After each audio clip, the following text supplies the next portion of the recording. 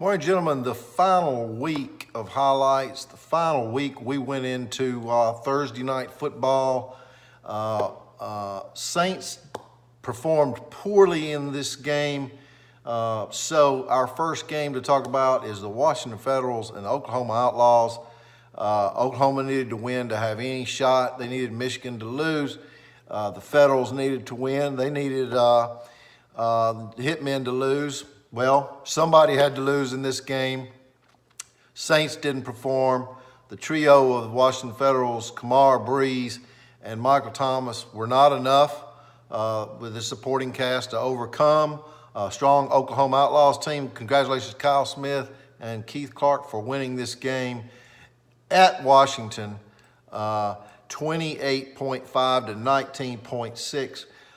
My colleague Jason Wise will pick up after this video with a breakdown of previews of the week. I'm only going to discuss the games and how they went in some fashion. Next game, I tell you, I love-hate the G-men. Here it is, Jake Matthews, San Antonio Gunslingers, Houston Gamblers. This game was a .1 game almost all night, it seemed like, on Monday Night Football, until finally Paul Thompson and Scott Boucher came through with a win, 22.8 to 21. I tell you, Jake was on a run. He was asking me about his playoff hopes. Well, Jake, you're the highest scoring team in the lower tier. What else can I say? Andrew Luck has come along good finally. After a couple years, Jake has held on to Andrew Luck, it seems, I believe. And Andrew Luck has been consistent. Of course, he was first to draft, winning the spoiler award last year. So that's where Jake stands going into the lower tier. And his foe right here, Paul Thompson and Scott Boucher, Houston Gamblers, are also in that lower tier. These two guys may meet again. Gunslingers lose this one, 21 to Gamblers, 22.8. Moving on, the Stallions and the Showboats. I tell you, Henry gave it his best shot.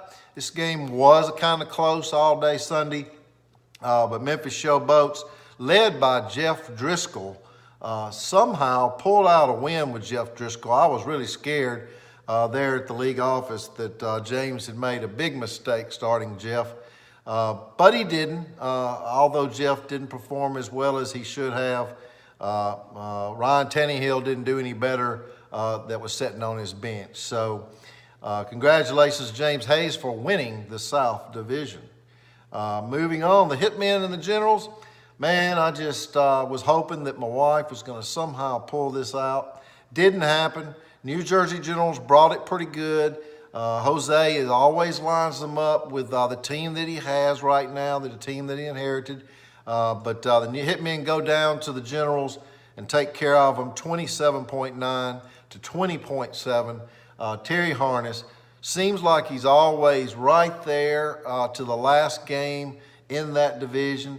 Usually it seems to be against my wife the last couple of years, but neither here nor there.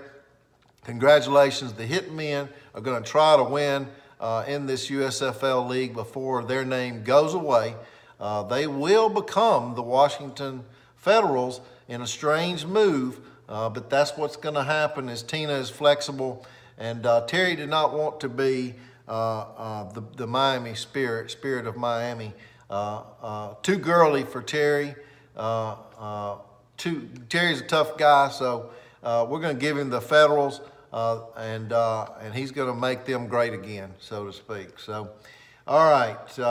Moving on to the next game, the Hitmen did take care of the Generals and won the Atlantic Division. The Bandits and the Renegades, this game was kind of a spoiler award contest in some ways. Brian Tracy's worked himself out of being in the bottom there, so he was disqualified from being in the spoiler award. He's just too good. But Brian's only going to run the Bandits here in the 20-team league next year. He's not going to do it in the 16-team league. Orlando Renegades took care of the Bandits this week, Randy Miner's team, 25.2 to 19.1. I made a mistake. Randy Miner is the Spoiler Award champion. He graciously donated the $10 to to another team that had unpaid dues. Anyone can do that when you win your divisional title, which you four that have won your divisional title, I need to know what you're going to do with those $10. Send me a message. I need to know if you want to apply it toward free dues. Some of you have dues paid for several years. You may want to put it back into the pot. You want to bank it in the hopes that you're going to win it all and you'll get that check plus the $10. However you want to do it, let me know. But Randy will be first to draft, and he will be moving to the Invaders as we're making some organizational changes, and I'm having some difficulties doing it. Looks like we'll have to make all changes after the new software. The software comes up and reopens. Your rosters all will be intact during that time when we're blacked out. But when it starts back up is when I can make those changes. When you're in different divisions, it makes it harder. So going on to the next game here, and that's why I've got to wait till the new year. I tried to do it. It's just not going to work. It's going to have to be next year. Be patient, guys. The Gold and the Wranglers. The Gold lined them up. Mike Rutt did it one more time. He did his best. And the Wranglers came out there. Kevin Perilou wins again. Congratulations. Wins. I'm tired of saying that about Kevin Perilou. He wins the Pacific every year. But on his home field, the Arizona Wranglers take care of business and take down the Gold 27.6 to 15.1. The Maulers and the Renegades. Maulers, we do have two Orlando Renegades teams right now, mainly because John Pahala has moved over already. Being that he's in the same division, I'm able to do that. But John Pahala has moved over, changed his helmet already. Thank you, John. And they went into what is the Stars team now, which is kind of in limbo. The Stars were, Philadelphia Stars were the Pittsburgh Maulers before I made the switch. And so they're the Orlando Philly Renegade Stars right now. That's from my memory. That is where Michael Rodriguez has joined us from the Bulls in the 16-team league. He's going to be a great addition, and he brings a lot to the table, which we'll share in the future. And Ron Freeman has joined us, a former Orlando Renegades player for the USFL. Michael and Rodriguez are teaming up together, but they're in a limbo team right now. They are out of the playoffs because they were the bottom four, but Pittsburgh does go into that stadium, the mysterious limbo stadium that we have right now, and take down Orlando Philly Renegade Stars 24.4 to 20.3. And with that, they are in the top 8 in the first bracket. So Portland Breakers and LA Express, Portland's just trying to stay as high up in that lower tier as they can get. They were already out of making it in the top tier. Portland wins over the LA Express El Briscoe's team 29.6 to 23.9. Both of these teams did qualify in the lower tier and are moving on in the playoffs to have that shot at the top 8 board. Panthers and the Blitz, what can we say? Mark Niemi's got a strong team.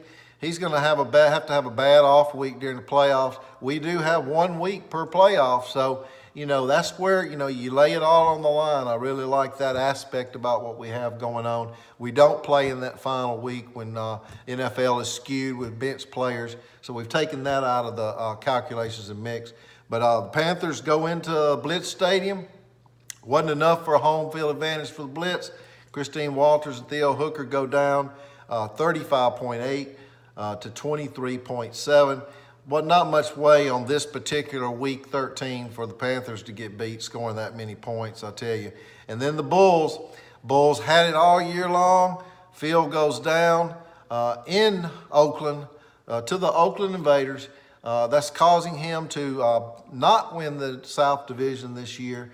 Does still have a strong team. Suffered a little bit during the year. Congratulations to Mike Lancelotti and new co-owner and former USFL 2-ring holder Ken Dunek.